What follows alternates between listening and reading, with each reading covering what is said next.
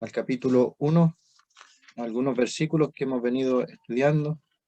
Dice el verso 15, Isaías 1, 15, en algunas Biblias la página 651. 651. Uno de los llamados profetas mayores, junto con Jeremías, con Ezequiel, con Daniel, comparándolos así con los profetas menores, que son 12 profetas que tenemos después. Dice Isaías 1, versículo 16, lavaos y limpiaos, quitad la iniquidad de vuestras obras de delante de mis ojos, dejad de hacer lo malo, aprended a hacer el bien, buscad el juicio, restituid al agraviado, haced justicia al huérfano, amparad a la viuda. Venid luego, dice Jehová, y estemos a cuenta. Si vuestros pecados fueren como la grana, como la nieve, serán emblanquecidos. Si fueren rojos como el carmesí, vendrán a ser como blanca lana. Si quisiereis y oyereis, comeréis el bien de la tierra. Si no quisiereis y fuereis rebelde, seréis consumidos a espada, porque la boca de Jehová lo ha dicho. Verso 21. ¿Cómo te has convertido en ramera, oh ciudad fiel? Llena estuvo de justicia, en ella habitó la equidad, pero ahora los homicidas. Tu plata se ha convertido en escoria, tu vino está mezclado con agua, tus príncipes, prevaricadores y compañeros de ladrones, todos aman el soborno y van tras las recompensas. No hacen justicia al huérfano, ni llega a ellos la causa de la viuda. Por tanto, dice el Señor, Jehová de los ejércitos, el fuerte de Israel, ea, tomaré satisfacción de mis enemigos, me vengaré de mis adversarios, y volveré mi mano contra ti, y limpiaré hasta lo más puro tus escorias, y quitaré toda tu impureza. Restauraré tus jueces como al principio, y tus consejeros como eran antes. Entonces te llamarán ciudad de justicia, ciudad fiel.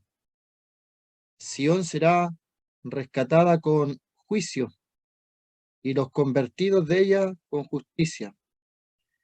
Pero los rebeldes y pecadores aún serán quebrantados, y los que dejan a Jehová serán consumidos.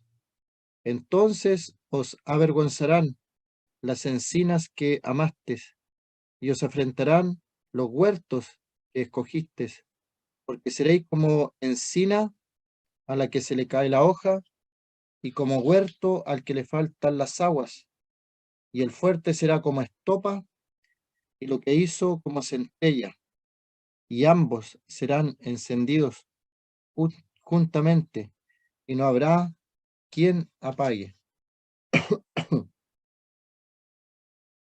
Ahí la lectura por el momento. Hemos ido viendo este capítulo y cómo el Señor declara juicio sobre la nación de Israel, pero en su misericordia también declara una restauración, un arrepentimiento. Y obviamente todos estos pasajes de este capítulo lo hemos podido aplicar, hacer algunas aplicaciones a nuestra vida, al día de hoy, a la sociedad que estamos viviendo. Como en aquel tiempo también la sociedad tenía muchas cosas feas, malas, perversas, y los profetas no escondían lo que pasaba en sus sociedades. Más bien ellos denunciaban, decían lo que estaba pasando, y por eso eran perseguidos, por eso eran enemigos públicos de los reyes, de los principales, de los que estaban en autoridad, porque comenzando desde la cabeza hacia abajo, Jerusalén había transgredido los mandamientos del Señor, comenzando por ellos, los que debieran dar el ejemplo, los que debieran ser ejemplo de todo lo bueno, toda la virtud. Era todo lo contrario. Ellos mismos habían tergiversado las fiestas solemnes de Dios. No tenían respeto alguno para lo que se celebraba y lo que Dios había mandado para celebrar. Se había tergiversado todo eso. Y cada vez que Dios entonces le entrega una visión de su vida, de cómo este pueblo estaba tan mal, que lo compara incluso, comenzando por los líderes, como príncipes de Sodoma y habitantes de Gomorra, que sabemos que son ciudades que fueron destruidas por Dios con fuego del cielo, y no quedó rastro alguno de aquellas ciudades malvadas. Solamente de Sodoma tenemos en el día de hoy la palabra sodomita, que obviamente se refiere a aquellas personas que han ido por caminos perversos, que Dios no está de acuerdo en ellos. Cada uno de nosotros en el día de hoy puede tener cerca a una persona así. Obviamente no vamos a llegar nunca, jamás, al extremo de lo que pasó en Estados Unidos, que se entró a una discoteca de estas personas sodomitas y abrieron fuego con metralleta. Esa persona que hizo eso de ninguna forma está bien, está en su sano juicio, no, no lo está. No estamos llamados para eso nosotros, o por ahí en una lucha frontal contra aquellas personas. El creyente debe orar por ellos, por los que conocemos y que están en esa condición, varones y mujeres, que Satanás en esta sociedad ha confundido sus mentes, ha desviado sus pensamientos. Ellos han sido con sus ojos tapados para no ver la realidad. Son avalados por la sociedad, por la televisión, por las personas que debieran ser los líderes, aquellos que le llaman influencer también en el día de hoy. Las redes sociales, está como de moda ser de parte de este grupo totalmente contrario a Dios. Así que el Señor nos ayude a tratar bien y bíblicamente aquel tema, aquel tema. Un pecado, como aparece en el listado de Corintios, es un pecado, al igual que como la borrachera, como los ladrones, como los fornicarios, como los adúlteros. Es un pecado contra Dios. Dios quiere salvar también la vida de aquellas personas. Bueno, vimos también después de este juicio que da Dios, siempre, siempre Dios da una salida. Y eso es lo hermoso de Dios. Él nos declara los pecados que tenemos, pero nos da siempre una salida. Y hemos considerado en oportunidades anteriores, en el versículo 16, cómo Él nos invita a lavarnos, a limpiarnos, a quitar de nosotros aquellas obras que desagradan al Señor. Y el Señor nos invita a sacarnos de nosotros estas cosas. Y llega a tal punto la sangre del Señor Jesucristo. En el libro de Hebreos dice que esta sangre es poderosa incluso para limpiar nuestros pensamientos, nuestra conciencia de obras muertas para servir al Dios vivo. A ese nivel de pureza puede llegar la sangre del Señor Jesucristo. Y luego también vimos cómo el Señor nos invita nuevamente a venir luego y estemos a cuenta. Se fija que Dios, el médico celestial, presenta la enfermedad de la cual somos víctimas. La enfermedad que en un primer momento, por ser descendiente de Adán, somos víctimas, no la pedimos. El pecado nació con nosotros. El pecado nació con nosotros, pero luego sí somos responsables porque comenzamos a crecer y cuando comenzamos a saber lo bueno y lo malo, comenzamos a elegir lo malo la mayoría de las veces. cada uno de nosotros, cuál más, cuál menos, elegía lo malo. Y cuando llegó el Señor a nuestras vidas, cada uno de los creyentes sabe dónde nos encontró el Señor y nos sacó de aquel pozo cenagoso en el que nos encontrábamos. Y la imagen es así como lo explica en otro pasaje Jeremías, lo explicará como hundido en un pozo cenagoso que no puede salir.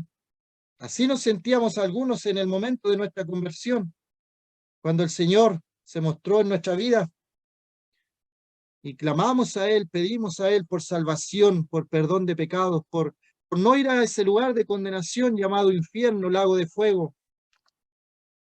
¿Quién le gustaría ir a ese lugar? Yo creo que a nadie. Pero ¿sabe qué? Las personas no saben que van a ese lugar de condenación. Las personas están distorsionadas en lo que es la muerte. Algunos hablan de reencarnación, pero Hebreos dice que está establecido para los hombres que mueran una sola vez y después de esto el juicio. No hay reencarnación. Las religiones hindúes hablan de que la persona muere y puede aparecer en un animalito. Y uno piensa, ¿cómo llegaron a ese pensamiento? Personas con educación, con raciocinio, y piensan que cuando ellos mueran pueden aparecer nuevamente en la vida en un animalito. Qué terrible. La falta de luz, la falta de oscuridad. Si quisierais y oyereis, pero ¿qué tenemos que oír? El libro de los libros, la Biblia, la palabra inspirada por Dios, palabra inspirada por Dios. Y a veces se nos acusa de intolerantes, que no se tolera otras cosas, otras ideas, pero para decirlo, la Biblia es absoluta, la Biblia es absoluta. No hay verdad alguna fuera de la Biblia. La palabra de Dios es viva, eficaz, más cortante que espada de dos filos y penetra hasta partir el alma, las coyunturas, todo. La palabra de Dios fue escrita por hombres, pero fueron inspirados por el Espíritu Santo de Dios. No hay margen de error en la escritura. Es una palabra absoluta. Así que alguien, porque predicando una vez el Evangelio a un joven muy docto también, muy instruido, universitariamente hablando, esta persona le hablaba de la Biblia yo y en un momento se detiene y me dice, usted ha leído el libro tanto y me habló el libro de los orientales. Yo no lo había leído y él pensaba que eso era la realidad. Y decía, bueno, así como tú crees en lo que es la Biblia, que es verdad, yo creo en ese libro. La escritura muestra que hay un solo Dios y un solo mediador entre Dios y los hombres, Jesucristo, hombre. Y esa es una verdad absoluta. No hay otro Dios, no hay otro mediador o mediadora, como le gusta a algunos. Es solamente Dios que se presenta aquí en el libro de Isaías como Jehová de los ejércitos, como Jehová fuerte, el fuerte de Jacob, y como el Dios de Israel, el único Dios. Eso es una verdad absoluta.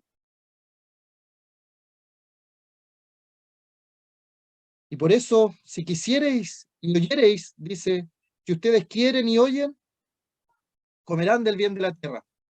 ¿Pero qué? ¿Qué es lo que queremos querer? ¿Qué debemos desear? Lo que está en la palabra de Dios. Nada fuera de ello. Y a veces cuesta entender esto.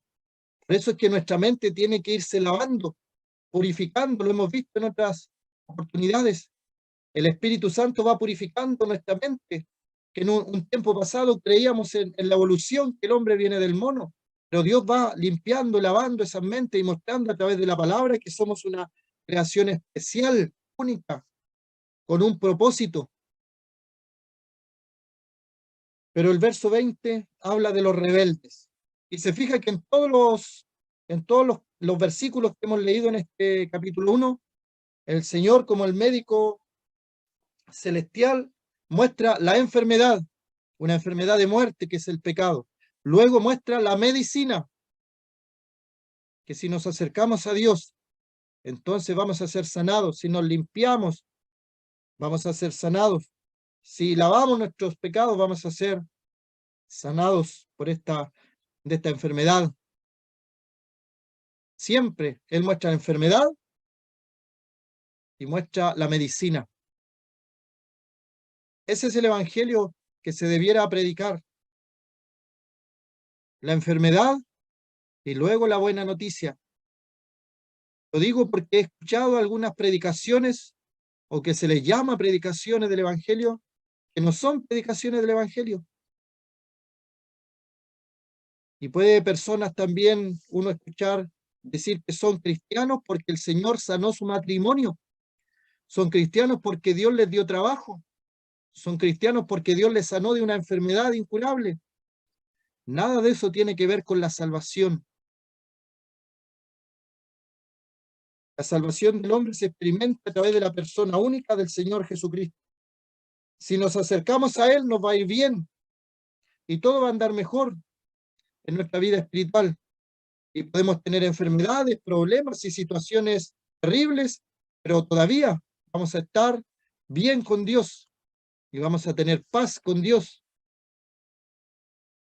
Y luego viene en el verso 21 en adelante el juicio. El juicio. Porque cada una de las cosas que hacía el pueblo de Israel, que hacemos nosotros también, trae consecuencias, trae un juicio. Imaginémonos que nosotros, como seres humanos, sujetos al pecado, hombres malvados, hemos hecho reglas,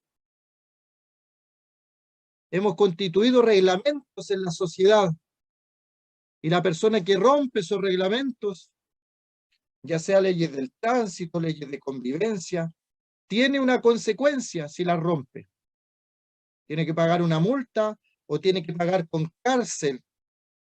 Alguien que ha matado a otro tiene que pagar con cárcel. Y esa ley, según la ley de nosotros, los seres humanos, que estamos todavía en un cuerpo de pecado, si nosotros siendo malos podemos generar estas leyes, ¿cuánto más Dios, que Dios es Dios santo? Dios que no puede ver el pecado, no puede soportar el pecado en su presencia. Él entonces ha hecho leyes, y a lo largo de la historia de la Escritura vemos cómo el pueblo de Israel ha roto esas leyes y ha traspasado los linderos. Y Dios le dice que haga algo y el hombre hace totalmente lo contrario. Bueno, este libro se escribió 700 años antes del Señor Jesucristo, o 750. Pero para el día de hoy también nosotros, la sociedad de hoy día, Dios ha dado una declaración y el hombre hace totalmente lo contrario. Cree en el Señor Jesucristo y será salvo, pero las personas buscan procesiones, rosarios, religión, hacer buenas obras para ser salvos. El Señor dice, cree en el Señor Jesucristo y serás salvo, y las personas hacen cualquier cosa menos lo que Dios dice.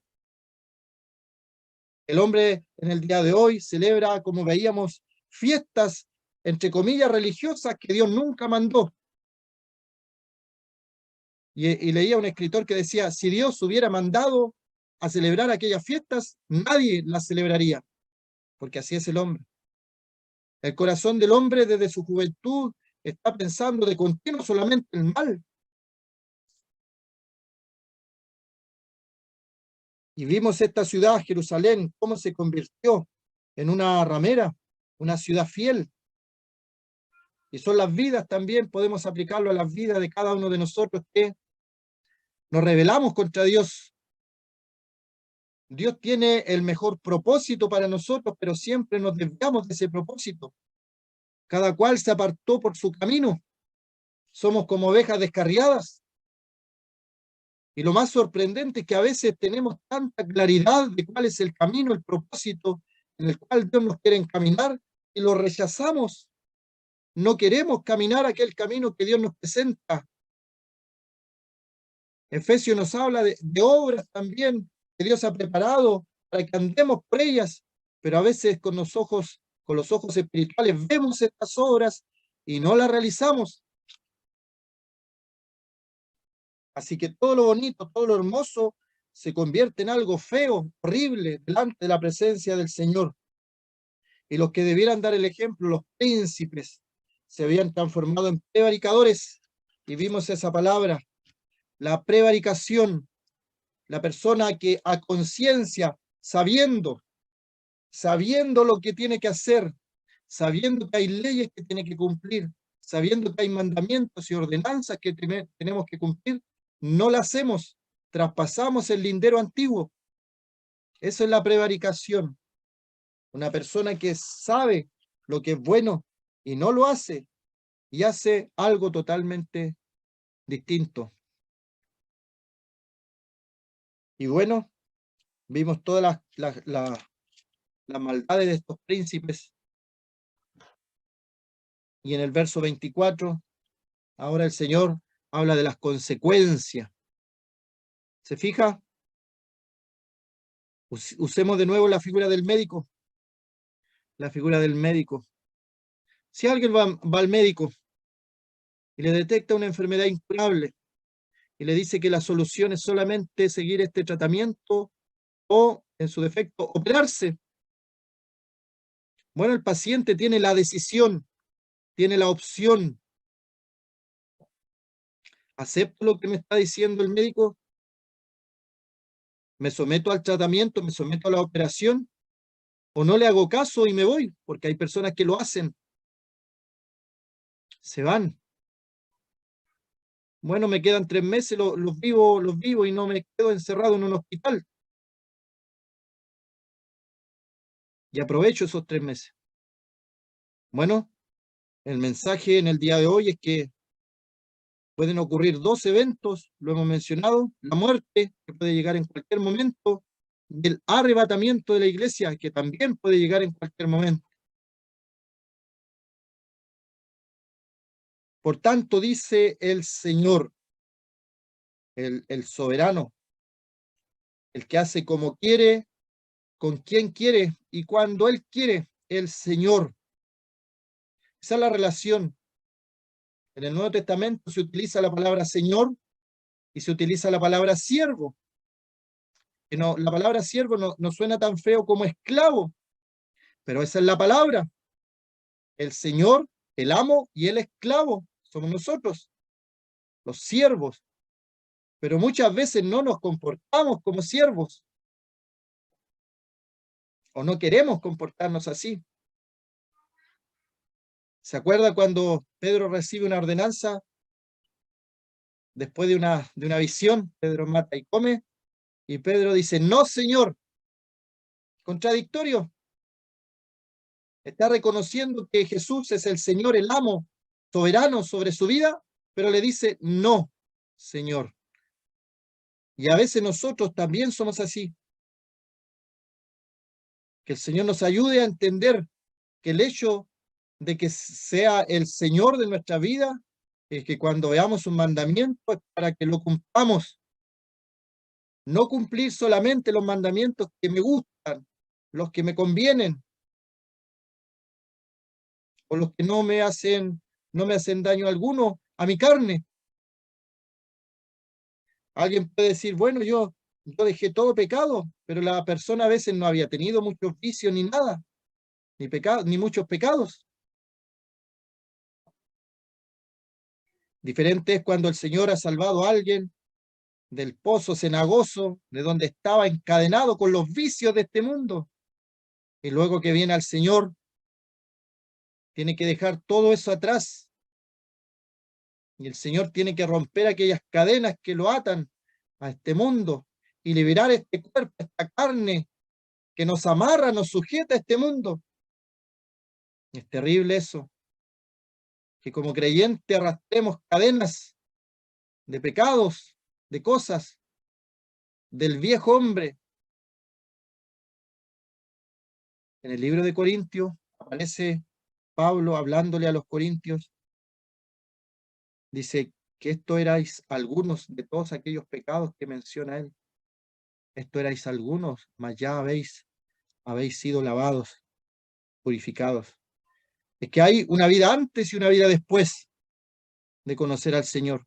Y aquí se presenta en el verso 24 como el Señor.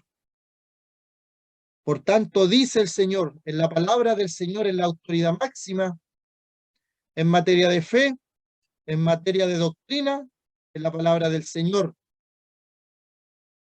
No hay otra palabra. Sabe que hay algunas congregaciones, no vamos a dar nombres, pero hay congregaciones que tienen mandamientos que van contrarios a los mandamientos del Señor en la palabra del Señor.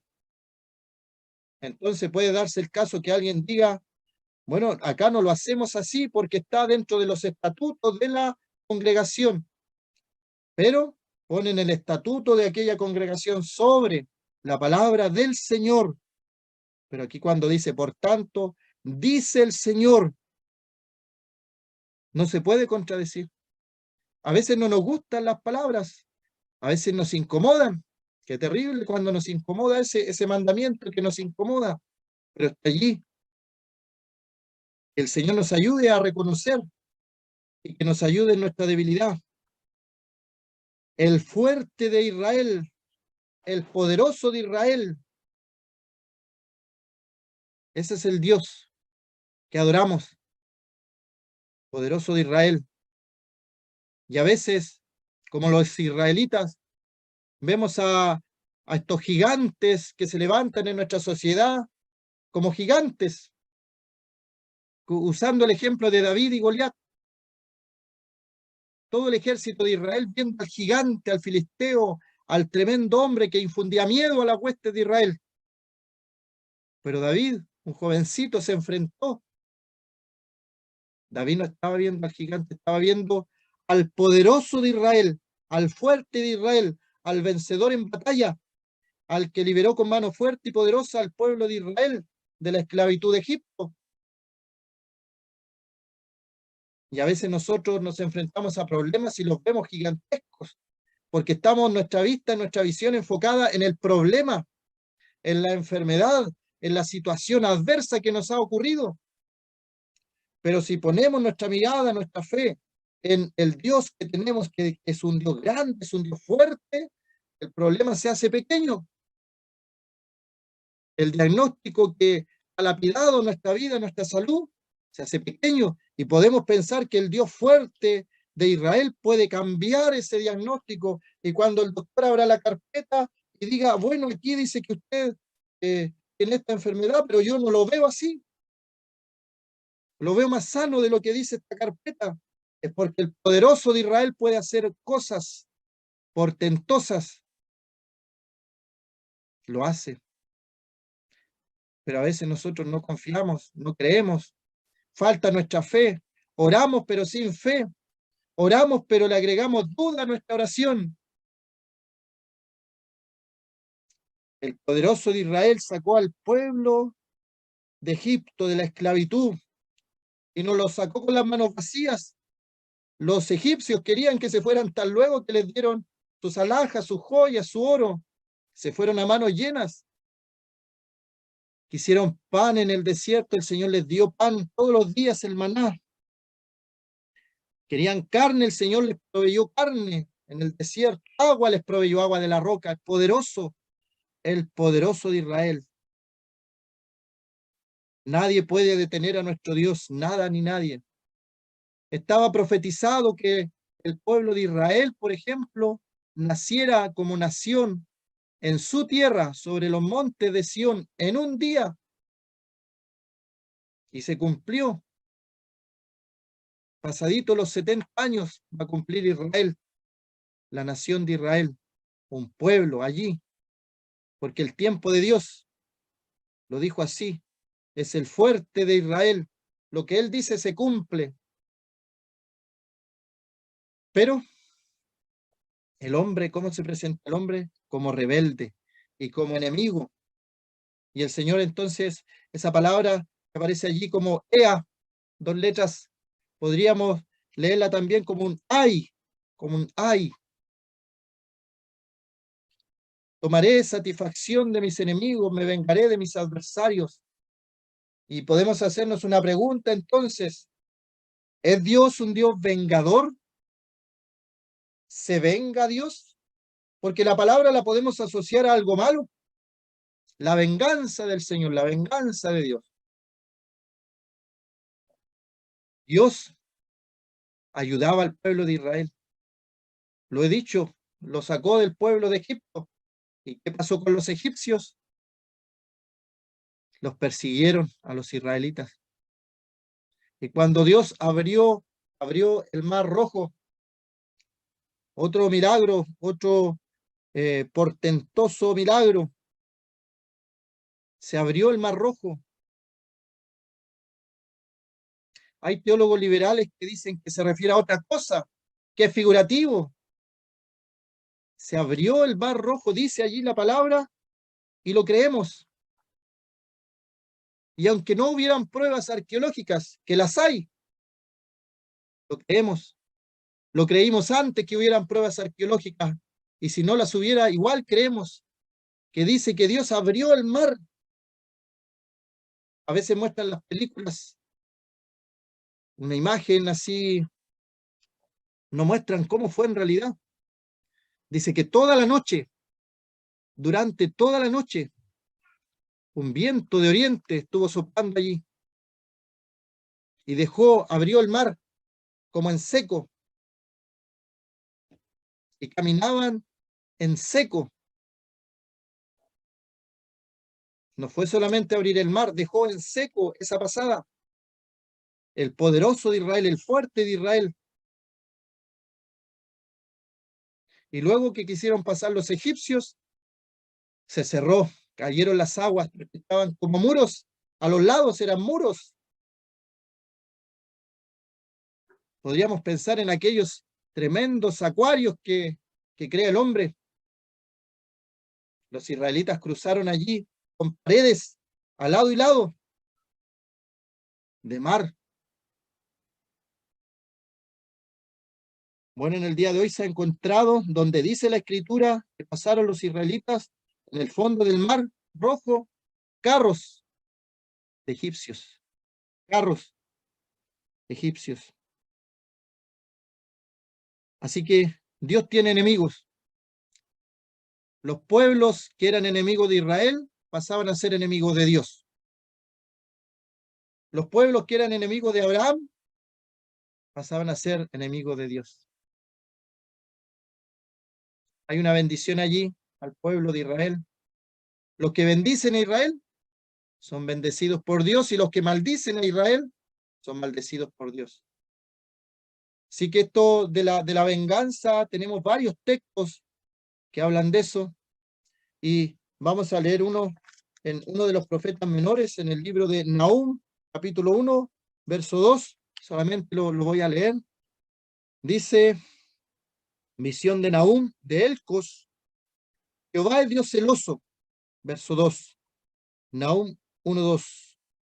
Jehová es Dios celoso, vengador.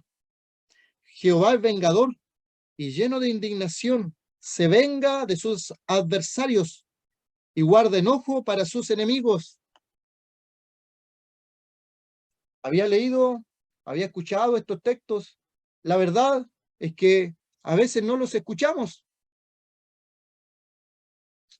Se habla del Dios de amor, bondad, misericordia, benevolencia, la misericordia de Dios para el hombre,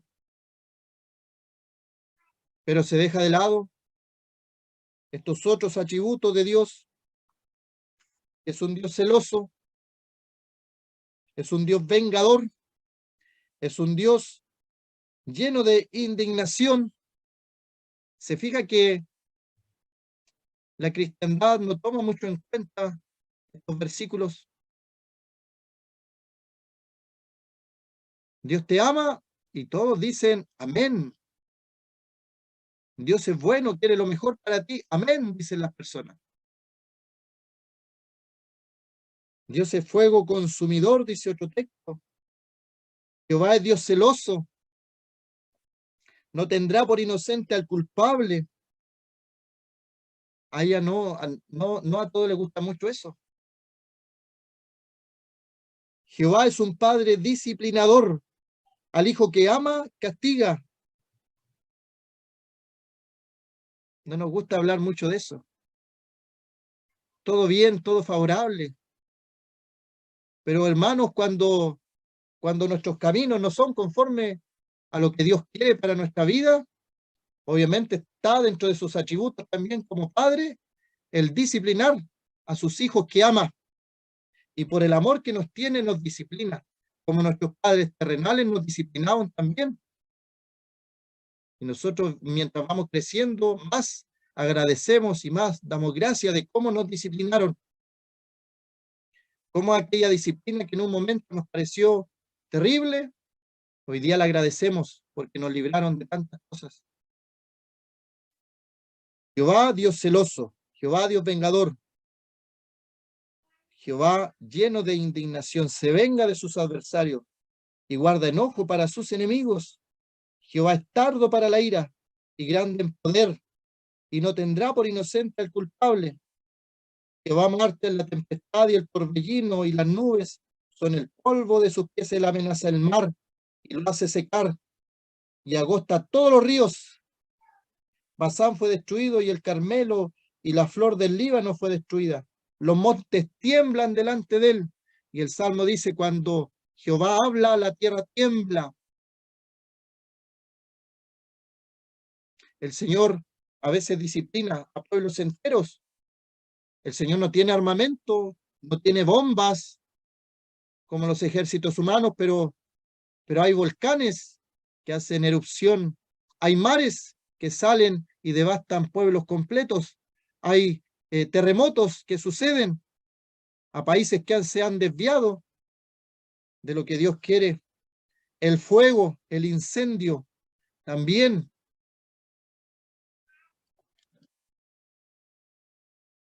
Había un ejemplo de una persona dentro de un incendio que oró y el viento cambió de dirección y su casa se salvó. Es que Dios controla todas esas cosas y el pueblo de Israel no lo entendía. Pero ¿sabe lo más terrible de esto que aparece aquí? Tomaré satisfacción de mis enemigos y me vengaré de mis adversarios. Lo terrible, terrible que estaba pasando es que aquí Dios se está refiriendo al pueblo de él, a personas dentro de su pueblo que han desviado la mirada del Señor, han hecho todo lo que a Dios le desagrada, lo están haciendo. Y los ve como el pueblo de Sodoma, como el pueblo de Gomorra. Entonces dice en el 25, y volveré mi mano contra ti, y limpiaré hasta lo más puro tus escorias, y quitaré toda tu impureza. Fija las palabras.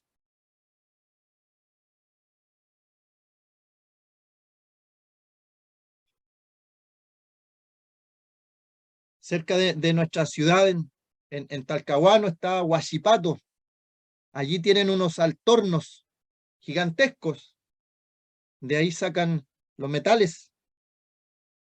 Y estos altornos se calientan a fuego, a altas temperaturas. A altas temperaturas. Y allí van purificando y van sacando las escorias. Y queda lo puro. Se saca todas las impurezas y van limpiando. Hay algo purificador en el fuego. Las altas temperaturas. Y a veces debemos ser sometidos a estas altas temperaturas, a estas pruebas, para que nuestra fe, más preciosa que el oro, salga fortalecida. Porque a veces dejamos nuestro propósito, a veces nos alejamos de Dios, a veces nos desviamos por caminos que no corresponden. Y Dios tiene, obviamente, que llegar a este extremo de limpiar las impurezas que hay en nosotros, de sacar aquello que no corresponde en nuestra vida de creyentes. de sacar toda la escoria.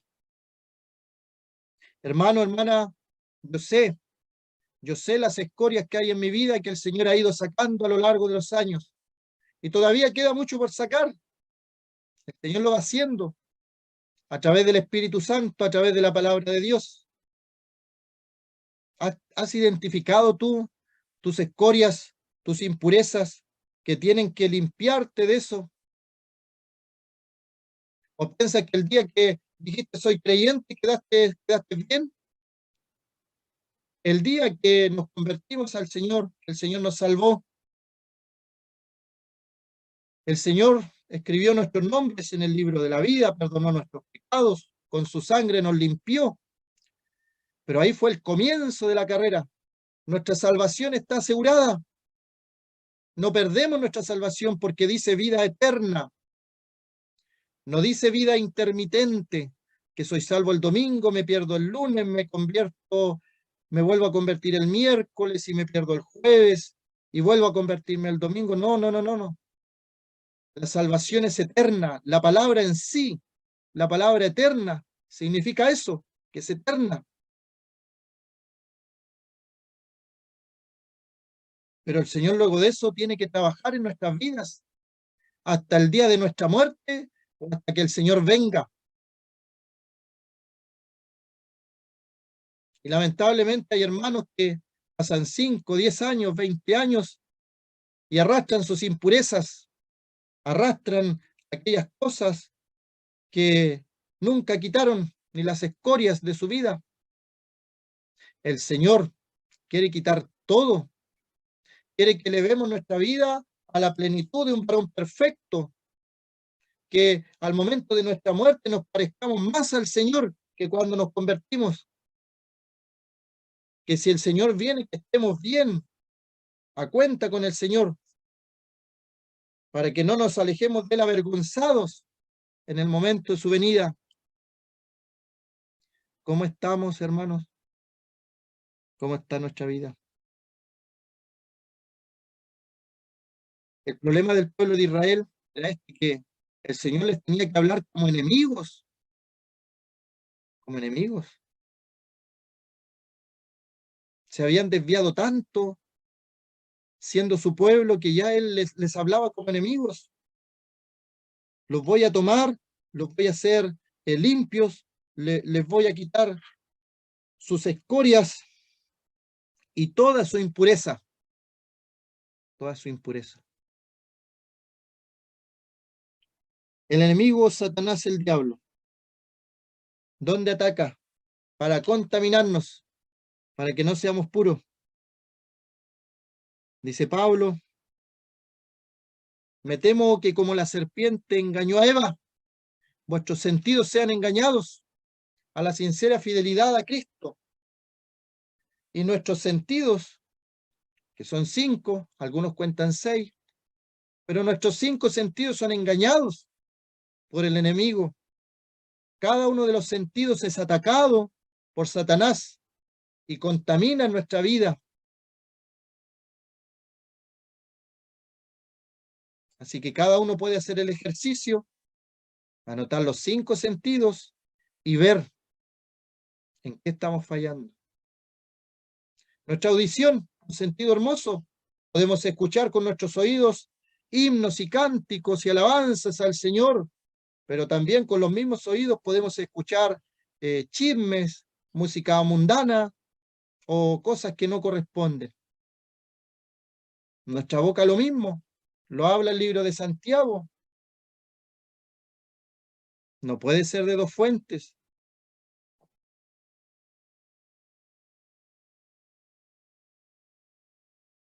Y luego dice nuevamente el Señor, el verso 26, restauraré. Si eso es lo hermoso, eso es lo hermoso de nuestro Dios. Como decía el médico celestial, da la enfermedad, da el tratamiento, la restauración. Tú estás mal, tú eres pecador, he provisto la salvación en el Señor Jesucristo muriendo en la cruz y luego tienes vida eterna. Él es todo, lo da todo, da el diagnóstico perfecto, la solución perfecta. Y aquí entonces le dice, voy a restaurar a los jueces, voy a restaurar a los consejeros. Nuevamente volvemos a la nobleza, a la alta alcurnia de la sociedad. Y lamentablemente la riqueza a veces se transforma en un lastre, en una escoria. Personas fueron, en la Escritura, por amor al dinero, fueron desviados. La riqueza que da Dios no trae con ella aflicción. Es un buen principio, es un principio bíblico. La riqueza que da Dios no trae aflicción con ella. Toda la bendición será de Dios. Bueno, la que no trae aflicción con ella es de Dios. Hay personas que han sido muy bendecidas y su bendición ha sido causa de aflicción en su vida espiritual, de pérdida en su vida espiritual. Restauraré, o sea, volveré a como era antes. Así restaura Dios. Lo dijimos la vez pasada. Si algo en tu vida pasada afecta al presente, tienes que recapacitar, leer lo que la Biblia dice. Cuando Dios restaura, lo pasado quedó en el pasado. Aunque las personas a veces te enrostren eso, te critiquen por eso, el perdón de Dios, y a quien tú tienes que darle cuenta es a Dios por tu pasado. Dios restaura, como al principio. Y eso quería hacer con la ciudad de Jerusalén también. Restauraré tus jueces como al principio, y tus consejeros como eran antes. Entonces te llamarán ciudad de justicia y ciudad fiel. Todo lo que había perdido, Dios lo cambia, Dios lo restaura. Dios cuando Él restaura, no restaura algo a medias, lo restaura completo, perfecto. Dios hace una nueva criatura. Dios hace algo totalmente nuevo. Y al extremo, como mencionaba el libro de los Hebreos, que limpia nuestras conciencias la sangre del Señor para servir al Dios vivo y verdadero. Ese poder, a ese nivel, llega la sangre del Señor, capaz de restaurar, como al principio. No nos levantemos nosotros, hermanos, como jueces de algún hermano, alguna hermana, que está pasando por un proceso de restauración, está pasando por un proceso donde se está levantando. 7 veces cae el justo, el Señor lo vuelve a levantar. Ese hermano, esa hermana que se está restaurando, que se está levantando, el juez de él es el Señor. Y Romano nos dice, ¿por qué juzgas tú al criado ajeno? ¿Para su Señor está en pie o para su Señor cae?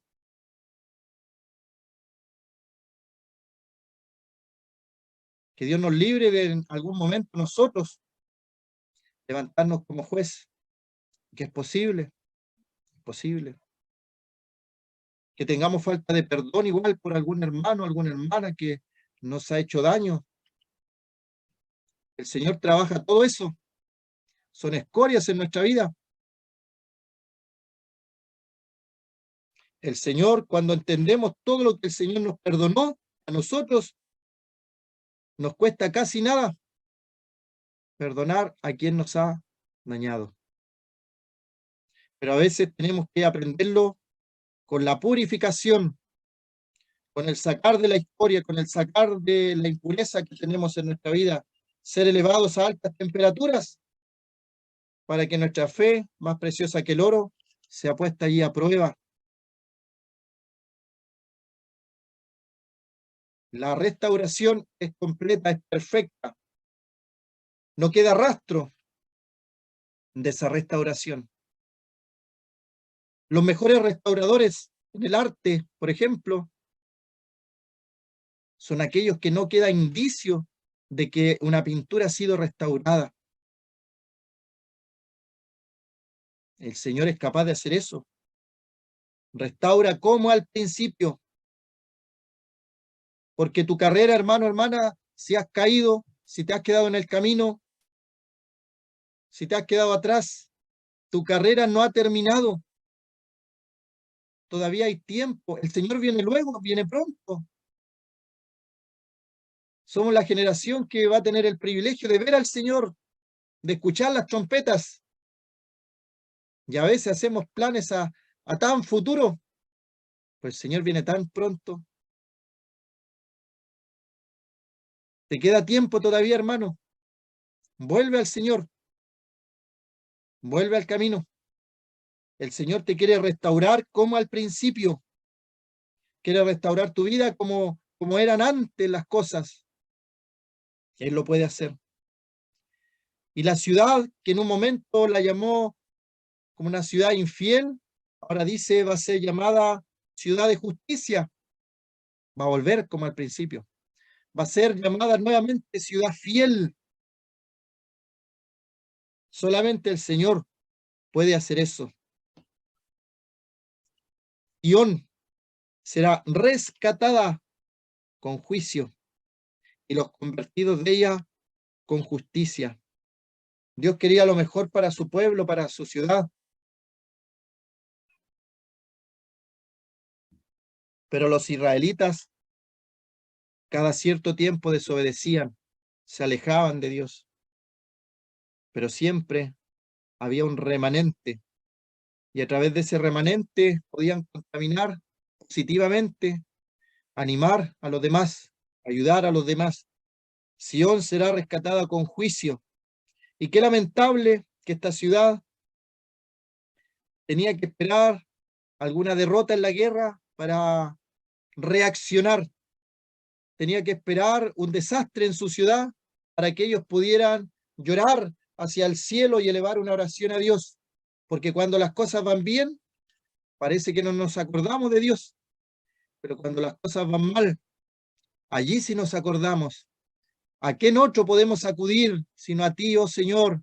Nos presentamos delante de ti en este momento, con nuestra angustia, con nuestros problemas. Pero cuando todo va bien, vivimos nuestra vida como si nada. Se fija porque el Señor a veces se vuelve a uno como se volvió a Jerusalén. Y el verso 28 nos habla de aquellos que todavía, a pesar de todo, a pesar de que Dios les habla una y otra vez, a pesar de lo que han visto, ellos siguen rebeldes, siguen rebeldes. Dice el verso 28, pero los rebeldes y pecadores a una serán quebrantados, y los que dejan a Jehová serán consumidos. ¿Ha cambiado la cosa en el día de hoy? Hay algunos que ven un Dios en el Antiguo Testamento y otro Dios en el Nuevo Testamento. Pero Dios es uno, Dios no cambia. Predicamos salvación, vida eterna, perdón de pecados a todo aquel que cree en el Señor Jesucristo como Salvador. Pero, ¿qué pasa con los que no creen? ¿Qué pasa con los que rechazan el Evangelio? Hay un castigo. Hay un lugar que se llama infierno, que no es mito, no es por meter miedo, es un hecho que está ahí el lugar, que la Biblia dice que fue creado para Satanás y sus ángeles, y ese lago después, ese lugar va a ser arrojado al lago de fuego, que arde con fuego y azufre. Y el que no se halló inscrito en el libro de la vida fue lanzado al lago de fuego, dice Apocalipsis. Es un lugar real. Pero los rebeldes y pecadores aún serán quebrantados. Se fija que volvemos al médico celestial, diagnóstico, tratamiento, medicina, operación, la da el Señor también. Pero veíamos este caso de la persona que dice, yo no quiero internarme en un hospital, si me quedan 3 meses vivo libre fuera del hospital. Se estaría en el ejemplo de un rebelde que sabiendo lo que viene, decide en su propia voluntad, sus propios pensamientos, a pesar de saber que está enfermo, a punto de morir, él decide no hacer caso al médico y apartarse. Una persona rebelde. Los israelitas, sabiendo todo lo que Dios había hecho por ellos, deciden en su sano juicio no obedecer, no seguir los mandamientos del Señor. ¿Y cuál es su fin? Dios dice, van a ser quebrantados. No va a haber para ellos remedio. Y los que dejan a Jehová serán consumidos. Así que el pueblo de Israel es un fiel reflejo de la humanidad, de la sociedad. Hay algunos que están bien, que son el remanente. Hay otros que están mal, pero se arrepienten y vuelven al Señor por medio de un juicio. Y hay otros que sabiendo que están mal, sabiendo la oportunidad que Dios les da, siguen en su maldad, en sus delitos, en sus pecados. Son rebeldes. Entonces os avergonzarán las encinas que amasteis, y os afrentarán los huertos que escogisteis, porque seréis como la encina a la que se le cae la hoja, y como huerto al que le faltan las aguas. Hay algo interesante aquí. Bueno, en las traducciones a veces aparecen varios árboles. Este nombre de la encina es un árbol, pero no es un árbol frondoso, no es un árbol que está a la orilla del agua, donde el árbol tiene fruto, donde es un árbol verde, no. Se le compara con una encina que amasteis, que se le cae la hoja, como aquellos árboles otoñales. Su hoja no está verde, su hoja no está perenne, es un árbol seco. Se ven solamente las ramas, ni pensar en el fruto. Es un árbol seco.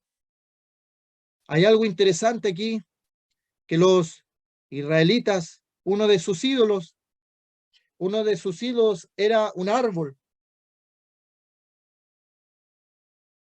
Y el árbol está dentro de lo que es la creación de Dios. Dios creó árboles, creó el sol, la luna, la estrella, los reptiles. Y en el libro de Romanos, capítulo 1, dice que los hombres dan culto a la creación antes que al creador. Y aquí en el pueblo de Israel se cumple. Ellos estaban dando amor, dice, al que amasteis, a este árbol que amasteis. Ellos amaban a un árbol. Este árbol se había transformado en su ídolo.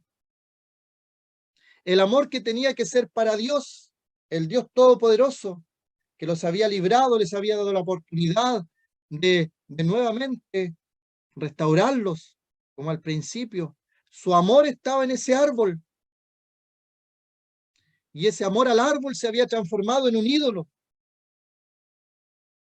La preocupación, el amor, la dedicación que le entregaban a este árbol, a esta encina, se había transformado en un ídolo.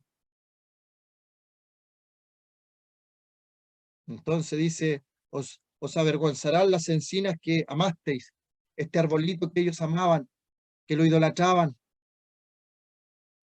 Era una vergüenza. y os afrentarán los huertos que escogisteis. Y hermano, obviamente está muy clara la aplicación. El huerto es un lugar donde se siembra, donde tú puedes echar la semilla para que haya fruto. Pero para que haya fruto también tiene que haber unos cuidados en la tierra, tienen que regar.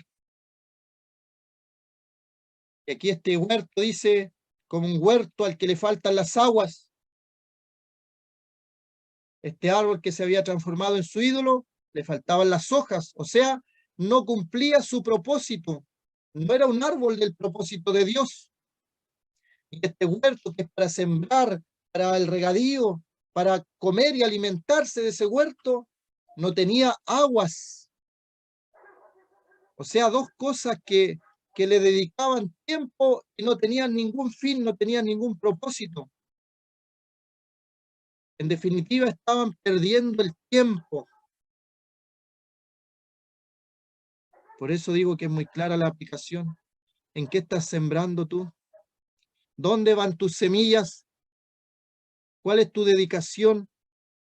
¿Qué es lo que tú estás amando en estos momentos más que a Dios? ¿Dónde estás depositando aquellas semillas que Dios te da?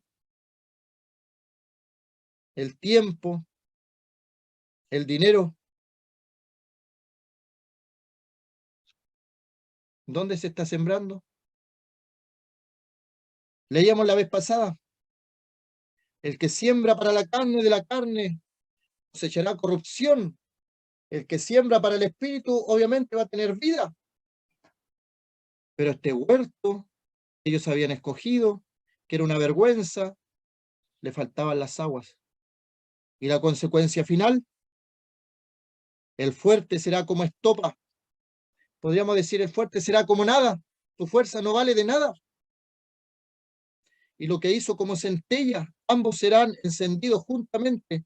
No habrá quien apague el fuego de Dios, el fuego abrasador.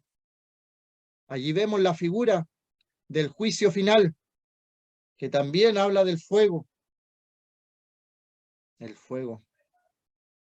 Hay personas que creen, hay personas que rechazan, que no creen, y los que no creen les espera este fuego.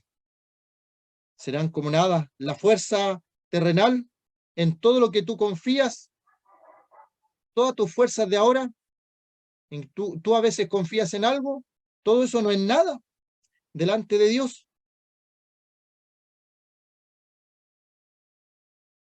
Se enciende el fuego.